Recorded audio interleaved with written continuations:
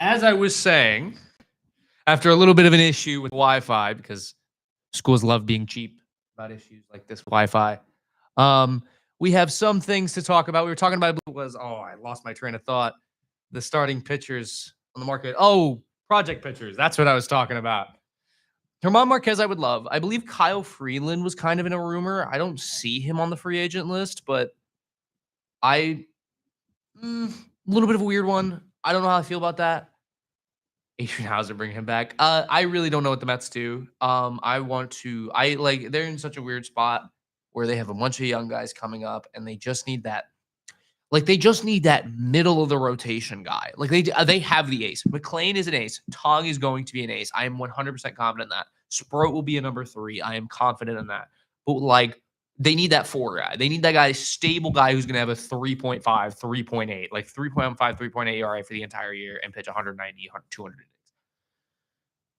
But I think it's time we move on to the topic that I'm most educated in. Untouchable, unstoppable. This is WIUR Sports Radio.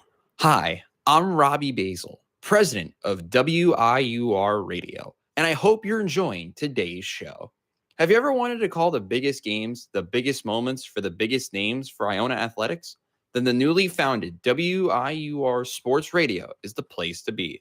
Launched in January of 2025, our goal is to try and get broadcasters here at Iona an opportunity to learn, succeed, and get a chance to be on air. From getting to call the big moments at the hack. Dinkins trying to go to the rack. Denied. Yafet Mundi.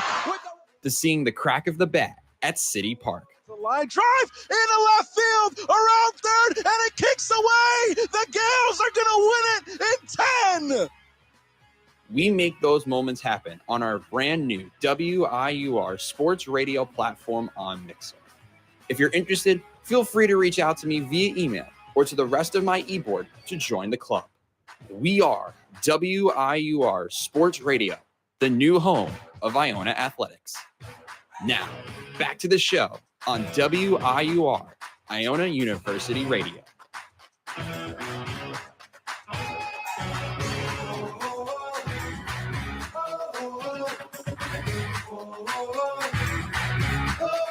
Boy, does hockey season just keep getting better. We're now, I believe, week 4 or week 3. Is this week 3? We're already 3 weeks into the NHL season. I am just so excited and I cannot wait. And because there are so many good storylines so far, the top of the standings look interesting. The bottom is really funny because of one team specifically. And the middle of the road teams are the middle of the road teams. But to start off, I have my notes in here. The McKenna Tank Bowl continues, and we have to start from the beginning, the bottom of the standings, which are home to the Calgary Flames, which I'm kind of shocked. I thought they were going to be bad. I thought they were going to be around an 80-point team, not bottom of the league type team. They are currently 2-7-1 with 5 points, minus 14. They're not good. Simply put it, they are not good. They're a bad team. They play 10 games, and they are 100% going to be in the McKenna tank because they need that franchise forward. They have needed that franchise guy because they thought they got him when they traded it for Huberdeau. He sucks. They have Kadri, who's 34, and he's a good player. He's a good second-line center. He's not a first-line center, even though he did put up production like a first-line center. Matt Coronado is getting healthy scratch, which I love my boy. Hometown hero, a Long Island native, Long Island boy, raised. Islander fan, by the way, too. Like, just need him on the island in a few years. He's getting healthy scratched after getting a $6.5 million contract. And, like, they just suck. And there are really no bright sides. Wolf can't do anything. He's a very good player, and he's getting screwed by a bad team. Zane Parekh, I really haven't heard a lot. I thought Zane Parekh would be lighting the world on fire, but he is just not doing exactly what I thought. I got to look at his stats because I do not know what, because he's not been doing well. Zane Parekh, 1 assist in 8 games. You watched last season, he played that one game, he scored a goal, and I was like, wow, this guy's going to be good. This kid's going to be really good. I could say kid, he's 19, I'm 18. Wait, that makes no sense. But I thought he was going to be really good. I genuinely thought Zane Parak was going to be up there in the Calder race with a Demidov, with a Matthew Shaver, which we will eventually get to. But it's just there's not a lot going on in Calgary, and they need a McKenna. They need a Stenberg. They need that franchise forward. They need that face of the franchise because they haven't had it since, sadly, Johnny Gaudreau, and he left free agency, and we'll just move off of there. But moving on to the other bottom team, and I think we'll just move slowly up to the team I really want to get to because there's a lot of talking points with that team. San Jose Sharks are dead last, almost again, 31st. So an improvement. They're 6 points, 2-5-2, and they look good. They look really competitive. They look fun, even though they kind of got their handed to them by the Wild. We'll get to that. We'll get to the Wild in a little bit because they're also right before the team that I want to talk about. The San Jose Sharks continue to look like a very promising team. Will Smith and Macklin Celebrini. Macklin Celebrini right now has 14 points. Evgeny Malkin has 15 and Crosby has 14. He is now on the standings list, sandwiched between two players who were drafted before he was born. That's crazy. That is just wild that these two guys who are in their late 30s are putting up the same points as a 19-year-old who was born like in 2006. But Will Smith looks good. William Eklund. I actually don't know how William Eklund did. I mean, Dmitry Orlov has 8 assists. Like, this team does not look bad. And let me look at all the stats. Will Smith. This is not Will Smith. Where is Will Smith? There's Will Smith. Has 8 points in 9 games, 2 goals, 6 assists. Has that overtime winner to get their first win against the New York Rangers. And then William Eklund. I don't know why I said it like that. Excuse me. William Eklund has 9 points in 9 games. They just overall, I believe Sam Dickinson also has. Oh, he has no points. I thought he got a point against the Islanders. Ugh. He'll be sent back down to the OHL. He is going to be good. I'm not worried about Sam Dickinson at all. And then what? And then finally, Michael Misa scored his first goal against the. Michael Misa scored his first goal against the Minnesota Wild. He now has 3 points in 5 games, so he's starting to get a little going after a couple dud games and getting healthy scratched. Can't wait to see what happens with him. Even though I do kind of hope he has a little worse career than Schaefer because obviously. And yeah, the Sharks look like a fun bad team. They'll probably finish 3rd last, 4th last. Could they make the Dutch jump? Yeah. Scarroff actually turns it on, turns the Jets on. But will he though? Because he has not looked good. The Scarroff. I believe he is Yaroslav Scarroff. He's still only 23. He's put up 855. That's so bad. Wow. He has been abysmal. And it's not like Alex Nedeljkovic is doing better. Delkovich. But I don't know why I'm so focused because there's just such a fun team that it's like I'm rooting for the Sharks. Can't wait for them to be good because they will be fun to watch. And now we now take another jump though to the St. Louis Blues because wow, there are 2 teams that I'm so shocked are 30th and 28th in the league. And we start with the St. Louis Blues. They can't keep the puck out of their net. They genuinely have one of the worst defensive teams I've ever seen. They have given up. Let me go to the Blues page real quick. St. Louis Blues. They have given up. They so this all started when they were up. I believe it was 4-0 against the Red Wings, who they play tonight. They've given up 7-6-6. Oh, wait, I think this goes even farther back. Wait, schedule.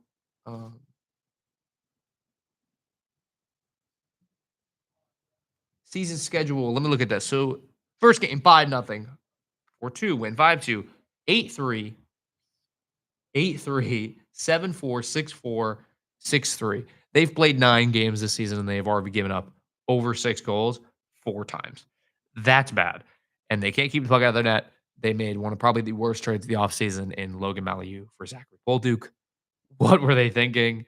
It is like genuinely shocking that they would trade a guy who I believe was 40-40 2020 last year for a guy who was a project defenseman. And I know they didn't have any defensemen really, but guy's got 6 points in 8 games, had almost a 40-point season last year, and you're trading him for a guy who is an offensive defenseman who can't defend, but can't also score. So what does he really do?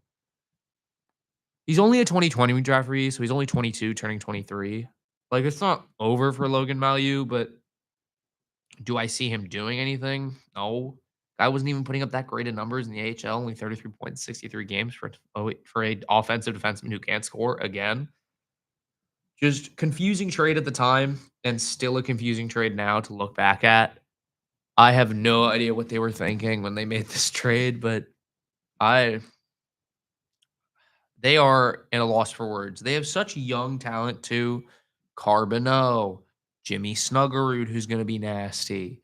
Jake Neighbors is still good. Kyrou and Thomas are still 25, 26, 27. They're not that old. I believe Kyrou is, I think, a 2016, and a Thomas is a 2018. Kyrou is a 2016 draftee, and Robert Thomas is a 2018, I believe, because he played. No, he's a 2017. Excuse me. He's a 2017 draftee, so he's turning 27 this year. I don't know what they do. They're in a really interesting. They're also in another just weird spot, but because they're not this bad, and I think they will turn it around. I'm not worried about the Blues. I think they'll be a playoff contender again. Maybe not playing in the playoffs, but they will contend for a spot. But yeah, they're also in a weird spot. They're not a McKenna team. They're not in the McKenna King, but one team that is definitely in the McKenna tank, if they do the right thing, is the Boston Bruins. And what I mean by the right thing, you trade David Pastrnak, right? I know it's David Pastrnak. The guy scores 100 points every year, scores 60 goals almost every year. Like, the guy, genuinely one of the nastiest players we've seen, but he's turning 30 this year, and you have no window right now. You have one prospect, and you've tied yourself to bad contracts all over the place. What do you do? The guy put up 106 points, 110 points, 113 points in the past couple seasons. Put up 77 points in 72 games, 48 points in 48 games, 95 points in 70 games, 81 in 66. The guy has just been consistently one of the best players in the NHL, and you are going to waste his career if you don't trade him soon. Like, I don't know what they do, because they could get a haul. Like, imagine what the Hurricanes got from Mikko Rantanen times fold that, because he's doing this all by himself. David Pastrnak would literally get you probably 3 first-round picks. Like, if the Canadians wanted to get wild, they could trade somebody for Pastrnak. Like, they could trade Page, Reinbacher, all their first. Like, teams like that, or the Red Wings could get wild. They could trade some of their prospects and then flip some of their picks and get Pastrnak. Like, if they do the right move, which is trading Pastrnak, and I would also assume trading McAvoy is the right move, because he's also turning 28 this year, and that's not really a guy, again, you build around when you're in a rebuilding team. Do I think it's realistic that I trade him? No. And am I going to be mad if they don't trade him? Yeah, because I think he should be on a competitive team. This is a guy who is putting up 100 points every year, and he's probably going to put up another point per game season because he's David Pastrnak. Don't waste his career. Please get him out of Boston while you rebuild. Do not keep him till he's like 33. Get him out while he's only 30, in the middle of his prime, where he can shine. Just like, guy has 846 points in 767 games. Just wild. Get this guy out of Boston. Please, Boston, make the right move. Go into that full tank. Tank for McKenna. Be down there with Calgary competing. And yeah. And then finally, the one last team before we get to the real team that I want to talk about. The Minnesota Wild. They're also, like the Blues, I'm very shocked they're down here. I thought with the addition of Zeev Boyum, they would be completing for top 3 in the, I believe it is the Central. Let me make sure I'm getting this right. The Central. I'm right. Yeah, the Central. Sorry, I had to make sure. Like, they're below the Predators right now, and I did not expect. I didn't see that coming. They have such good forwards. They have such, like, raw talent. Boldy, Zuccarello. Not Zuccarello. Don't say old ass man Zuccarello. Zuccarello. What? Why did I say Zuccarello twice? Boldy, Kaprizov, Faber, who is weird because he's a good defenseman, but he's just getting thrown in the. Even older guys like Jonas Brodin, Jared Spurgeon, and then you have young guys like Zeev Boyum. I'm saying Boldy again. Rossi's only 23. Let me look at this Minnesota Wild roster because they're also like, how are they this bad? There is no way they are this bad. I refuse to believe it. Team roster. Because they have such a young team. How is this team bad?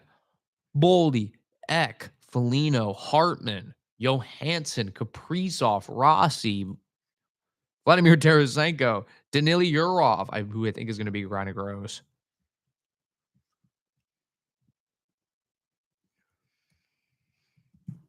But that's just on the forward side. Look at this guy. 49 points in the KHL back a few years ago. Only has 1 point this year so far. Not looking great. Zach Bogosian still in the NHL. But look, Jonas Brodin, Zeev Boyum, Brock Faber, David Yurchek, I completely forgot about. Jared Spurgeon, Jake Middleton, like Philip Gustafson, Jesper Wallstedt and net. How is this team bad? It just makes no sense. And I do think they will turn it around, but they cannot score 5-on-5. They are abysmal. They finally figured out the power play because Zeev Boyum figured out the power play, even though he is somehow, I think he's like a -8. He's a -8 with 8 points in 10 games. That's crazy. But I think they do turn it around. I'm very confident in that. And I cannot wait to keep watching. Hopefully they do turn it around. But we finally get to the team that I was so excited to talk about. The other one of the 3 metropolitan teams that is somehow in the worst position of the 3. That's the New York Rangers, baby. The New York Rangers currently sit dead last and 5th worst team in the NHL. And it's very funny because they have no future. Because Alexis Lafreniere sucks, and he will most likely be the 2nd worst bust at this rate in NHL history at a first overall pick. Not NHL history, but since 2000. It goes Yakupov and then probably DiPietro, but I don't know how to blame DiPietro because he was just injured all the time. Like Taylor Hall is bad, but he had a good season. He had good seasons. Like at this rate, Lafreniere is going to be out of the league soon with how bad he's been. And I do think he just needs a change of scenery. And if I'm the Islanders, I'd love to take a chance on Lafreniere because I still think I think he could be good. I think he just needs to get out of the Rangers hellhole. But I think there is a lot to just like this team is such a mess. They're old.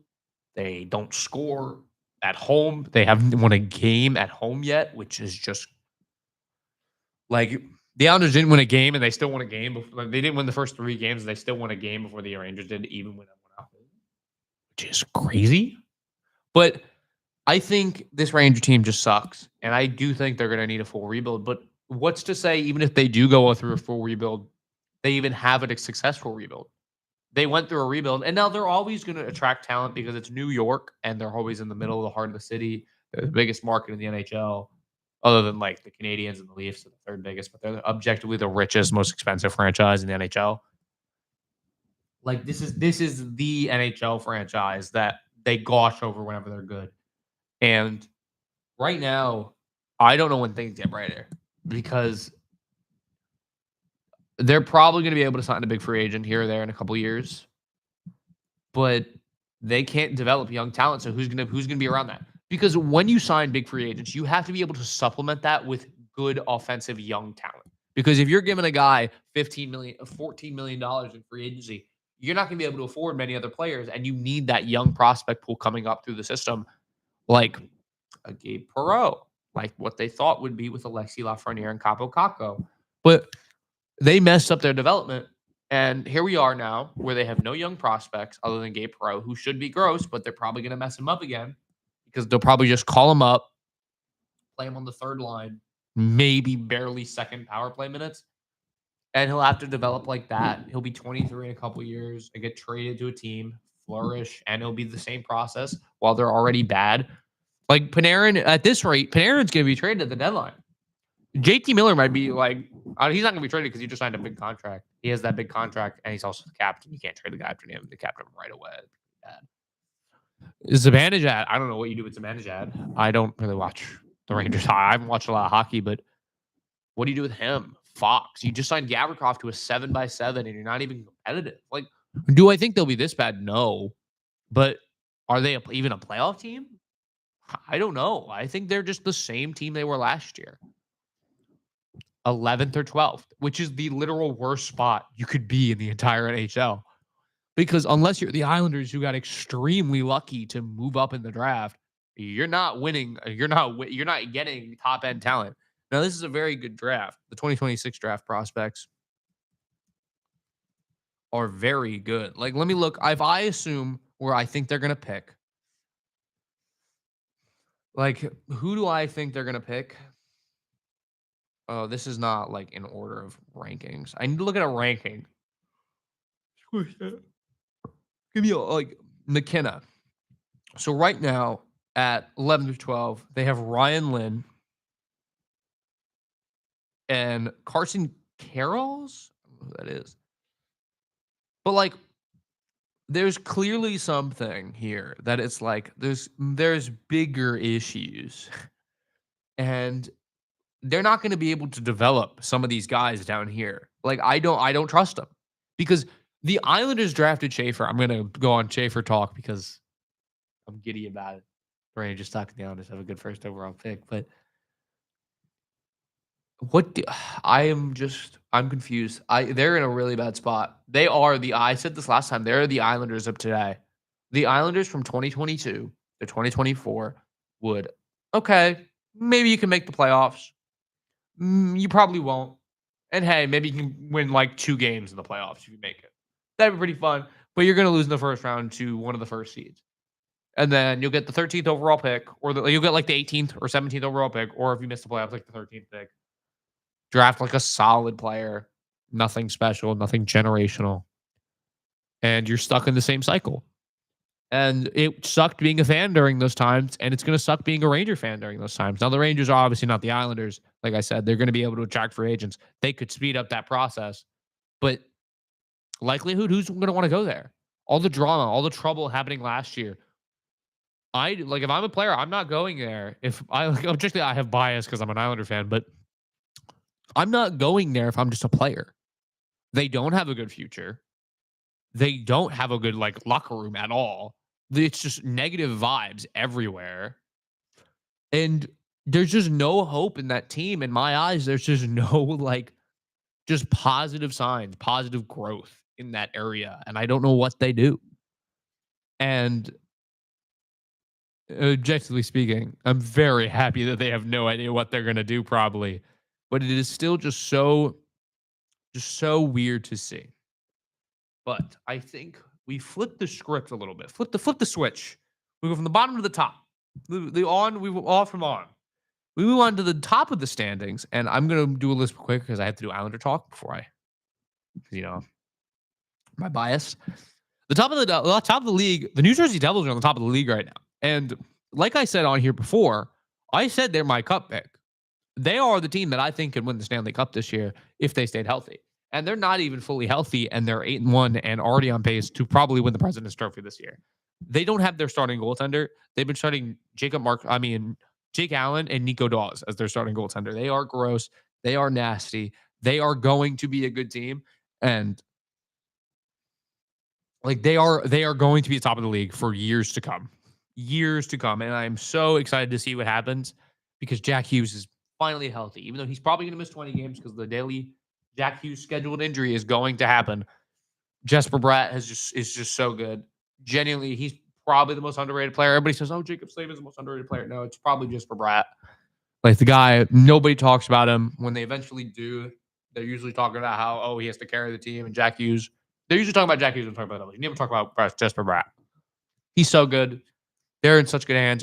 Simone Nemec is finally breaking out after it was a questionable decision when they took him over Cooley, which Logan Cooley's so good. And I will get to the Utah Mammoth because I do want to talk about them. But the Devils at the top of the league, they look so good. That Russian kid they drafted back in 19, he came over. He looks just amazing. I don't have his name written down. I don't feel like looking it up. Everybody's clicking, and they don't have Markstrom. They're going to be good for years to come. They're going to probably make the Eastern Conference Finals at least this year, and I could see them winning the Cup this year. moving a few spots down. Oh, the Utah Mammoth are now our second in the league. Wow, they are so good as well. First year is the Mammoth, and they're finally going to make the playoffs, and I'm so excited to watch. What? Just read a tweet. They have Schaefer with D'Angelo? What? What is this?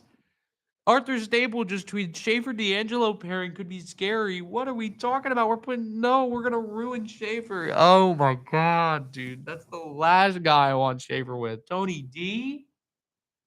Minus the D part? Oh my God. Oh, we're doomed. They're going to ruin Schaefer now. But anyway, back to the Utah Mammoth. They're good. They're on top of the league. Nick Schmaltz is on pace to win the Art Ross right now, and I don't think he obviously is, but hey, it's a fun storyline to think about, right? And then right behind them are the third place team in the NHL right now. Genuinely shocked me when I saw this. Oh, they might be fourth, actually, Canadian. No, they're third. The Pittsburgh Penguins are currently third place in the NHL. And the good news is they will come back down to earth. I don't think they'll be even a playoff team. They might just barely miss the playoffs, which is probably, again, the worst possible thing that could happen to this team. This is a year you have to be bad. And obviously, Kyle Dubas thought he was going to be bad, but didn't sell. I know Penguins fans say, oh, it's a retool. You don't want to retool. Crosby's 38. He's going to retire eventually, even though he's so good still. Malkin's retiring after this year. He's not signing another contract. You want to be bad. There's no other way around it. You might not be. You're going to be good for 2 more years, which is going to mess up your rebuild even more. Even though you know Gavin McKenna and Landon Dubon are these next 2 drafts, what do you do? Hell, even got like Jackson Jacobson and Alexei Joseph are next year's draft, or Ivar Stenberg this year, Tynan Lawrence. Like, there are so many good forwards in this draft, and you're going to mess it up by having a solid competitive season, make the first round of the playoffs, lose in the first round. Christian Jarry is not going to keep this up. Evgeny Malkin is not going to keep this up. Evgeny Malkin's a good player, but he's not keeping this up. Genuinely no clue what they're going to do, and I don't think this is going to last. I think they're going to plummet in the standings eventually. Like, if I go back to 2024, 25, looking at the standings, who fell? Who fell October? Who was in like the top of the league standings? The Jets were number 1. I remember that. October 28th. We are on October 28th. The Devils were 5th. The Rangers were 6th. Look what happened to the Rangers that year. They fell off completely, fell down the standings, missed the playoffs. I think that's exactly what's going to happen to the Penguins, and it's going to be rough when it does. But I think to end it off, I'm going to rant for my little Islanders. I think it's the Frozen. I don't know what it's called, but it's like the Frozen something tonight. There's 16 games going on in the NHL. All 32 teams play. New York Islanders are up in Boston. Rangers, I believe, are in Edmonton. I could be wrong. Rangers are in Vancouver tonight, and the Devils are in Colorado tonight. But I want to talk about the Islanders because I've already done my Rangers and my Devils spew. The Rangers look good. The Islanders are also weird because they are a lot better than I thought they were. I thought they'd probably be like 3-6 at this point. I thought they weren't going to be good because that rough stretch at the beginning. Like, I thought this team was going to be really bad for a second. And then they got my hopes up, and I thought they were going to be really good. And now I don't even know anymore because they lost to the Flyers, and it's all just teepee-jobby. I think this team is good, solid enough where they'll be 9th in the league, 8th last in the league. I don't think they're good enough to win a playoff spot. I don't think, like, the defense sucks. Sorokin still looks like a mess, and he needs to make a save. Guy looks just absolutely brutal sometimes, and it's really hard to watch because he's getting paid $8 million. But I think there are a lot of positive signs for this team. Schaefer looks good. Marshall Warren, my God, please let him be good. Like, he is a fan of the guy. Genuinely, I don't think I've rooted for a player this much, not counting Schaefer, in a situation. Like, he doesn't even have to be a star. Dude, I need this guy to be an Islander for the rest of his life, and him just God, please, please, just let this guy be good, be an Islander for the rest of his life. Let him just cook and be a solid middle pairing defenseman. That's all I need. I don't need him to be a star. I just need him to play like just the second role with Romanov, please. I love Marshall Warren. I really hope he's a mainstay because the guy. There was a clip of him celebrating the game the OT winner by Tavares back in 2016 against the Panthers, and genuinely, I don't think I've fallen in love with a player as quickly as I did. There's also all the pictures of him in Islander gear. There's the video. He just tweets about the Islanders, like he tweets about the Jets. He's a big Jets guy. He's a Mets guy. I love it. I love it. I love it. I've never wanted a player to be more successful than him, other than like Schaefer and all my superstars. Like he is the player I don't think I've ever rooted for more than Marshall Warren, and I just cannot wait to watch. Please be good, Marshall Warren. Please be a star, please. But if you're not, I mean, he's 2 point per game. He's over point per game. He's two assists in one game. Like he's only 24 too, so he can be on that blue line for years to come. I'm so excited to watch him, and that is just me being giddy over a guy who was an Islander fan growing up, and I always love that. I always love it. That's why I'm always rooting for Hagens and Coronado to be Islanders eventually, because I want the hometown boys to be Islanders. But moving back to that, I think this team eventually falls off. I think they'll be in that range where they'll be in the 24th, 25th. Like a lot of the teams down there, I see jumping up, realistically speaking. I think the Ducks are better than the Islanders. I think the Flyers are worse. I think the Sabres are better. Toronto's better. I think Columbus is better. I think Tampa is better. I think the Rangers, I don't even know if the Rangers are better. Yeah, I know. I think the Rangers are better. I think the Wild are pretty solid, and I don't think the better. I don't think the Bruins are better. I don't think the Blues are better. I think the Blues are better. I don't think the Sharks are better. I don't think the Flames are better. There's around 6 teams I don't think are better. So I think the Islanders finish around 7th this year. I think they'll finish, what is that? 1, 2, 3, 5, 6, 7. Like 26th, 25th in the league, and they're picking 8th. Hopefully somehow jump up in the draft. And you're most likely taking a guy like a Vigio Bork or you're either taking Bjork, Lawrence, Daxon, Rudolph, which I am not complaining about. And I cannot wait to see how this season goes because it's been fun. And I've had so much fun watching the Islanders this year, which is just such a rarity. And it is finally refreshing to see a team where I'm not stressing about how bad the future is. I'm stressing about what the Islanders are winning and how they're going to not be able to get just like, I cannot wait. And yeah, the hockey season has been exciting as an Islander fan, or just in general. It's been an exciting season so far. A lot of curveballs, especially in the bottom of the standings. Did not see this coming, and I cannot wait to see how it played out. But I think that is where I'm going to call it quits for today. I'm kind of running out of ideas, also a little bit running out of time, but I hope you all enjoyed this episode of GTSS. I totally did a much smoother, less stuttery episode the moment I got to hockey, and also we didn't cut off short due to some miscommunication. Nobody's fault there. I really hope you all enjoyed, and I will see you hopefully next week.